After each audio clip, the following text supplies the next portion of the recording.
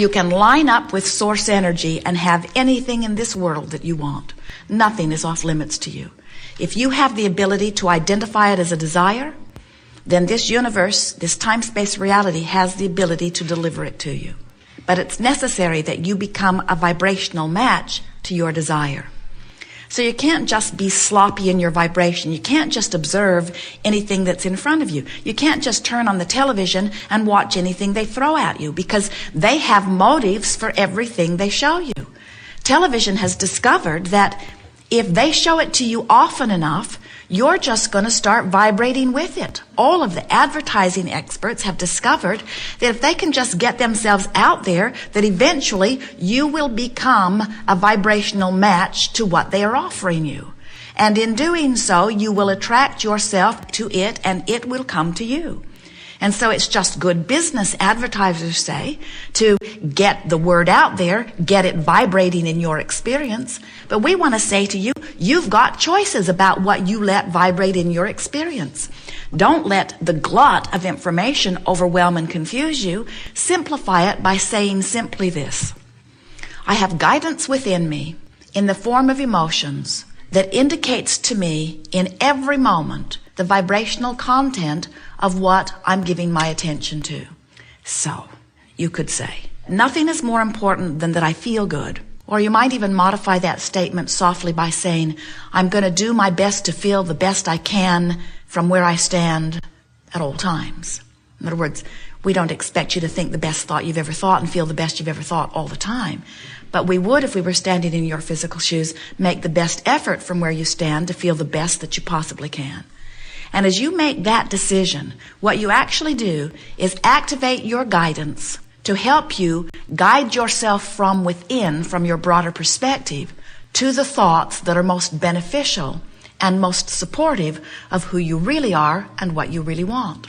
Often, you balk at that idea because someone way back in your early introduction into this physical experience convinced you that you weren't smart enough or wise enough to make your own decisions about what was good for you, but that they would. And then you transfer that expectation of authority from parents to teachers to government to whoever, to religion, and you come away, most of you, into your 20s and 30s and 40s and 50s and so on, forgetting that you had all along guidance within that would indicate what was best for you. And often, you subverted that guidance and replaced it with trying to get approval from someone else, not even factoring in whatever their motive might be. And we want to tell you, their motive is always the same motive. They think they would feel better if you would behave in a way that would make them feel better. And they're right, aren't they? They will feel better if you'll behave in the way that would make them feel better. Wouldn't you just love it if you could make a list of everything that's important to you and the world would line up? No more wars, people being nice to each other. Construction getting done all at once. Don't tear the whole road up, just tear a little bit of it up and fix that, and then tear another little bit of it up and fix that. Just don't tear up all of Interstate 90 at once, please. But what you come to understand is that they're not out to please you, they're out to please them. And it's a hard thing for you to grasp at first when we say we want you to be selfish because you must be, because everyone and everything, every consciousness in the universe has only the perspective of self. You cannot look through someone else's eyes. And when you try, it gets distorted. So when you come to the awareness that you can perceive only through your own eyes, and that when you feel good, you are allowing the perception from your broader perspective that the God force within you is being allowed to perceive, then you understand that the reason that you can feel good under those conditions is because you can line up with that which is good. Hypothetically, people worry about everyone being selfishly oriented. The argument they always throw out is, if everyone did exactly what they want to do, what kind of world would this be? And we say, a really, really good one. Because if everyone did what they wanted to do, everyone would feel free. And if you feel free, you feel empowered. And every negative emotion that exists, hear this, every negative emotion that exists is because there is some sense of loss of freedom somewhere in there. When you think about the range of emotions, when you think about joy and passion and love and appreciation on one end of the spectrum, and despair, depression on the other.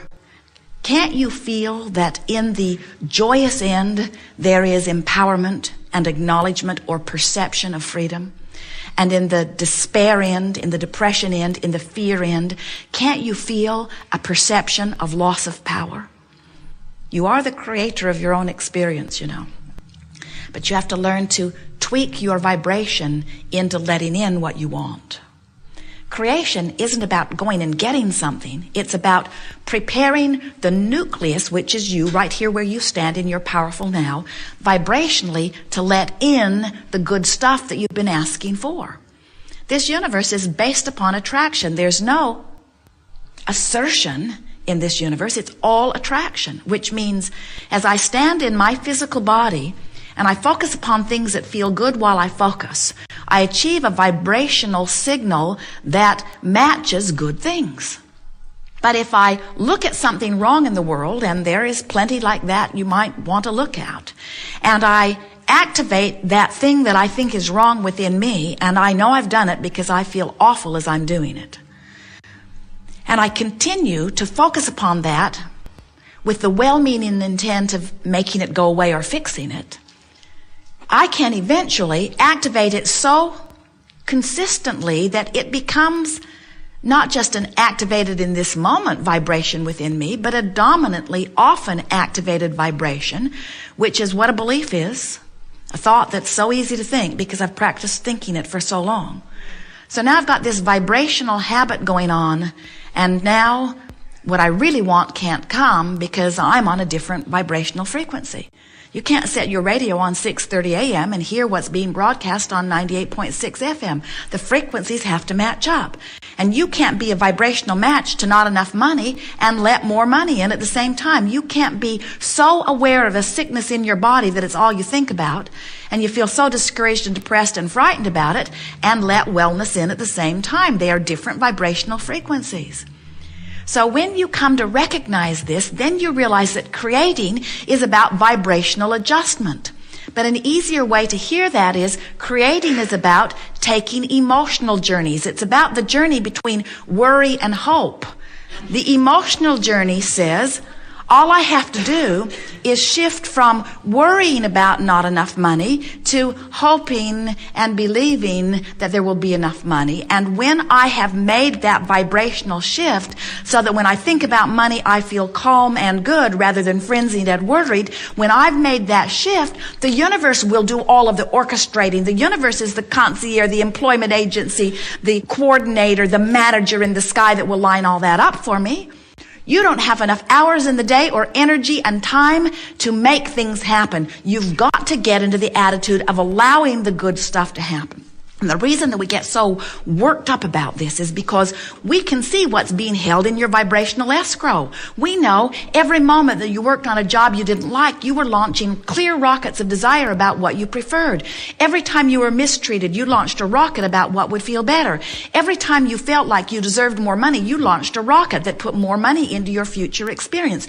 Your future experience is so full of all of this good stuff that you want.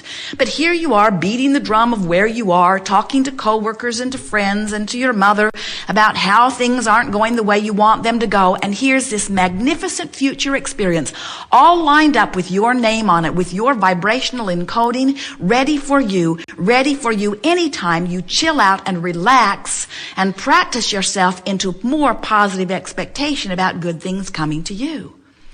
The entire universe will respond to you. Certainly the cells in your body will respond to you.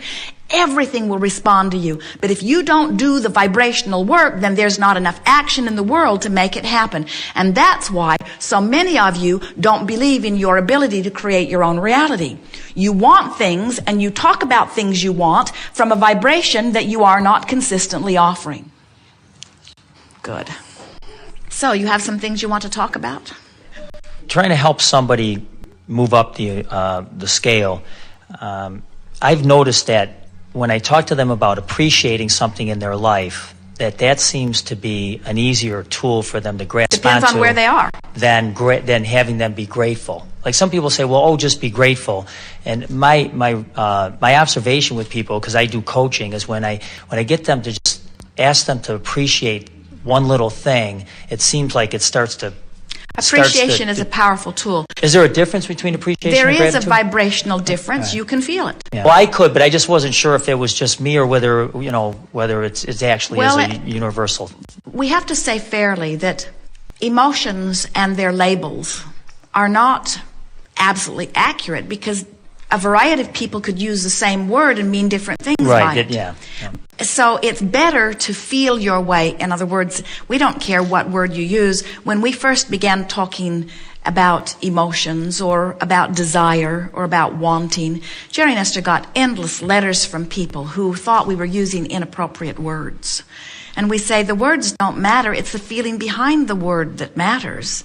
In other words, if you say, I want something, and in saying, I want that, it reminds you that you don't have that, and not having that is the strongest vibration, then it doesn't matter what word you use. People would say, well, Abraham, shouldn't I say I'm already there instead of I'm on the way to being there? And we say, you just have to find what feels best to you. And since everybody's in a different place on a different subject, then each individual just has to feel their way up the scale. There are a number of things we want to say to you. When you're coaching someone into appreciation, if they're not somewhere in the vibrational proximity, they're not going to enjoy your game anyway. Mm-hmm. Somebody in fear, unless you change the subject, is not going to find appreciation. The vibrational gap is too far, you see. Mm-hmm. And so we would like to say to you, as longtime teachers, as you are longtime teachers, that if you will just accept that those that are ready for the bridge that you can provide are making their way to you, and those that aren't ready for your bridge are ready for somebody else's bridge. And what we mean by that is, if you're vibrating up here in joy and ecstasy and appreciation, and someone's down here in revenge or rage or fear or despair, while you really want to help them, you can't really relate to them, and they can't really relate to you unless somebody does a quantum leap sort of thing. And we're not encouraging you to quantum leap into their vibration just so you can lead them out of the darkness, because once you quantum leap, you're in the darkness, and you're not any better guide than they are, you see. So we would coach appreciation, but let's say someone's down here in despair. Trying to teach them gratitude might be an easier bridge for them than appreciation. What is the equivalency? What is gratitude about? Let's see if we can define it. Gratitude is recognizing that we can't find an accurate vibrational basis for gratitude. That's what you're getting at. We were polling your vibration as we throw the word gratitude out. At the vibrational basis of it, there is disempowerment, because it says, someone other than me holds the power, and I'm grateful that someone other than me who holds the power is now giving some of it to me. Now, it's a subtle difference between appreciation, but that's really the heavy part of gratitude. There's a sort of disempowerment in it, a sort of, I'm on my knees and thankful for the crumbs that are being thrown. Now, everybody that uses the word gratitude doesn't necessarily mean that, but that is the vibrational consensus that we are gathering here. Now, let's see if we can feel any difference in appreciation. What is the literal meaning of appreciation? When something appreciates, what does it mean? It naturally expands. It naturally expands. So what appreciation is saying, and the vibration behind it, is that it is natural for me to get into this venue of well-being, and it is natural for my well-being to become more. Appreciation is more in alignment with what is natural. But these are just words. Yeah. And words can be misused or misunderstood. To me, gratitude seems to be something that is a past tense, for me anyways, my definition, like a vibration of something happiness. Oh, wow, I'm grateful for that. Not in a bad way, but just, it's like it's something that's complete. And appreciation to me is in the moment. It's like watching, like appreciating the sun come up, or appreciating being here with you. I'm in the moment. And then when I leave, I was grateful that I was here because, that's kind of a summation. As we were coaching people, we wouldn't get hung up on any words. And we would use a whole lot of words until you see one that clicks. Right. In other words, you're trying to light them up. You're not trying to get the world to agree that Sure. you've used the right word to light them up. Yeah. All right. I got you.